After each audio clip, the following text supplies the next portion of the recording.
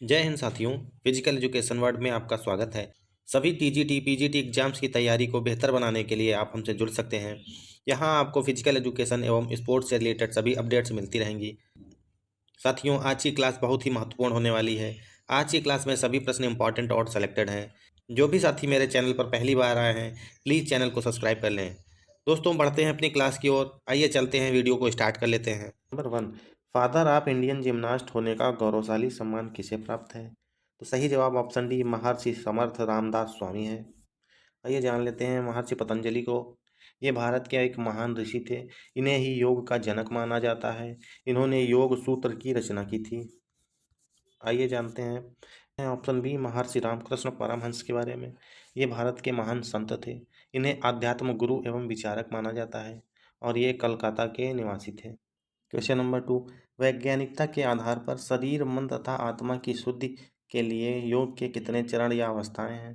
तो दोस्तों, योग की 8 अवस्थाएं हैं, जिसमें यम, नियम, तीसरा आसन, चौथा प्राणायाम, प्रत्याहार, धारणा, ध्यान और अंतिम समाधि है।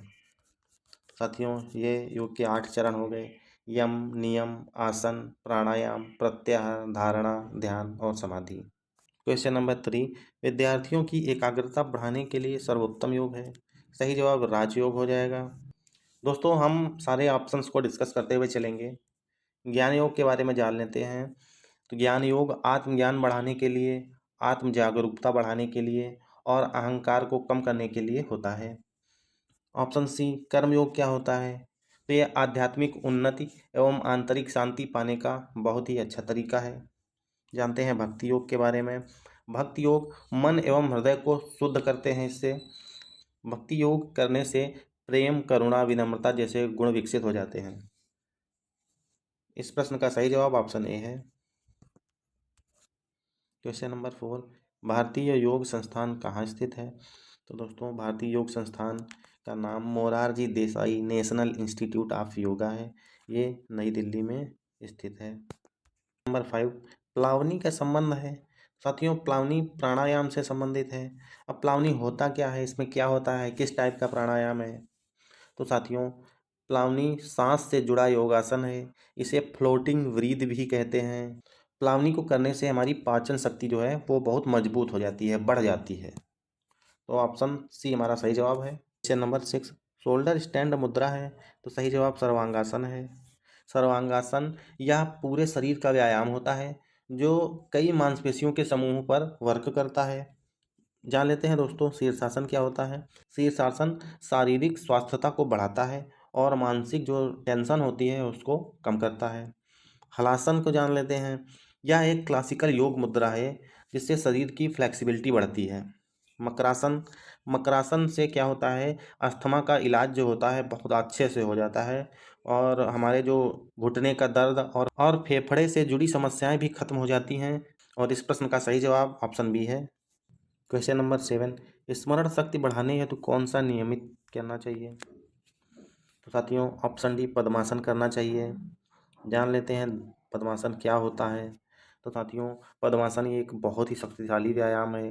भगवान शिव को भी इस आसन को करते हुए देखा गया है। कमर एवं हृदय रोग के लिए बहुत ही बेहतरीन आसन है ये। जानते हैं धनुरासन के बारे में। धनुरासन रीढ़ की हड्डी के लिए बहुत ही फायदेमंद है। इसके अभ्यास से रीढ़ की हड्डी बहुत ही स्वस्थ रहेगी। चक्रासन जान लेते हैं। चक्रासन बैक बेंडिंग अभ्यास भी कहलाता है। इसे व्हील पोज भी कहा जाता है। यह रीढ़ की हड्डी में फ्लेक्सिबिलिटी बढ़ाता है। जानते हैं दोस्तों वज्रासन के बारे में। इसे डायमंड पोज कहा जाता है या थंडर वाल्ट पोज भी कहा जाता है और वज्रासन खाना खाने के बाद किया जाने वाला एकमात्र आसन है। साथियों, इस प्रश्न का सही जवाब ऑप्शन डी है। क्वेश्चन नंबर 8, किस उपनिषद में ओमकार के 4 चरणों का उल्लेख किया गया है? ऑप्शन सी, मांडुक्योपनिषद में 4 चरणों का उल्लेख है। और साथियों, ओमकार के 4 चरण कौन से हैं? तो पहला इसमें आ, उ, मा और शांति है। तो ये 4 चरण हो गए। और साथियों, इसके अलावा जो इसका बड़ा रूप है उसमें ब्रह्मचर्य, दूसरा गृहस्थ, और तीसरा वानप्रस्थ और चौथा संन्यास है। तो साथियों, ओमकार के जो 4 चरण हैं उसमें ब्रह्मचर्य, गृहस्थ, वानप्रस्थ और संन्यास शामिल हैं, और इसका सही जवाब ऑप्शन सी है। क्वेश्चन नंबर 9, योग वासिष्ठ में योग की किस विधा पर अधिक बल दिया गया है? योग वासिष्ठ में ज्ञान योग पर अधिक बल दिया गया है। क्वेश्चन नंबर 10, पुरुष और प्रकृति किस दर्शन की 2 विधाएं हैं? साथियों, सही जवाब ऑप्शन सी पूर्व मीमांसा हो जाएगा। दोस्तों, दर्शन 6 हैं, जिसमें 4 ऑप्शन में दिए गए हैं। 5वां न्याय हो जाता है और छठा योग है। तो दर्शन के 6 भाग हैं या 6 दर्शन हैं। पहला वेदांत, सांख्य, पूर्व मीमांसा, वैशेषिक, न्याय और योग हैं, और सही जवाब इस प्रश्न का ऑप्शन सी है। नंबर 11, कौन सी नाड़ी 10 मुख्य नाड़ियों में शामिल नहीं है? तो सही जवाब ऑप्शन सी कूर्म हो जाएगा।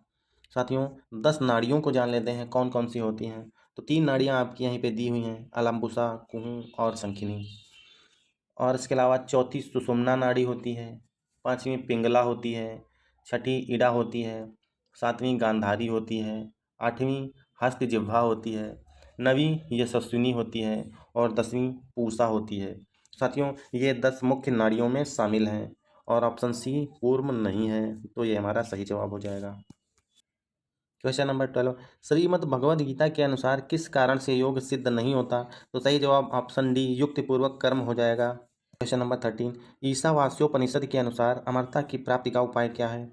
तो साथियों, याद रखना ऑप्शन ए विद्या सही जवाब हो जाएगा। क्वेश्चन नंबर 14, धारणासुचा योग्यता मनसा किसका परिणाम है? तो सही जवाब ऑप्शन सी प्राणायाम है इसका। क्वेश्चन नंबर 15, पतंजलि के अनुसार हेय हेतु निम्नलिखित में से किनका संयोग है? तो सही जवाब ऑप्शन ए दृष्टा एवं दृश्य हो जाएगा। क्वेश्चन नंबर 16, स्वात्माराम के अनुसार यम में कौन सा सर्वश्रेष्ठ है? मिताहार को सर्वश्रेष्ठ माना गया है, और यम के 5 भाग हैं, जिसमें से अहिंसा, सत्य, अस्तेय, अपरिग्रह और ब्रह्मचर्य आता है। तो साथियों, यम के 5 भाग हैं, अहिंसा, सत्य, अस्तेय, अपरिग्रह और ब्रह्मचर्य, और इस प्रश्न का सही जवाब ऑप्शन ए मिताहार है।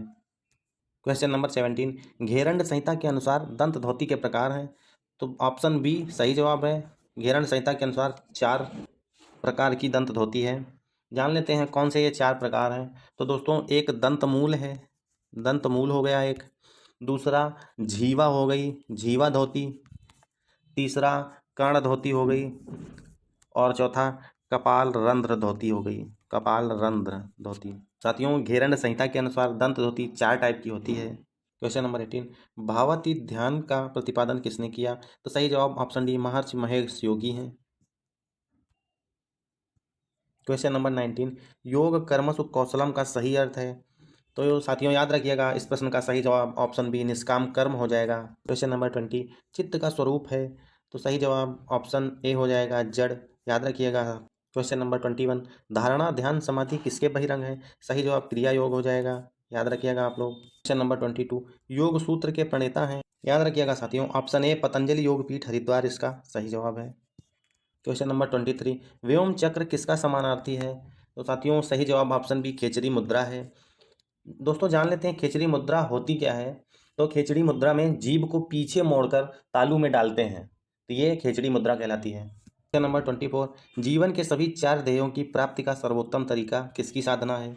तो सही जवाब ऑप्शन सी अष्टांग योग हो जाएगा। आप लोगों को पता है कि ये 4 जो सर्वोत्तम साधन हैं ये कौन कौन से हैं? ब्रह्मचर्य, गृहस्थ, वानप्रस्थ और संन्यास। क्वेश्चन नंबर 25, गोमुखासन निम्नलिखित में से मुख्यतः किसमें लाभदायक है? तो गोमुखासन फेफड़े के रोगों में सहायक है, पीठ दर्द में सहायक है, ऑप्शन सी हमारा सही जवाब हो जाएगा।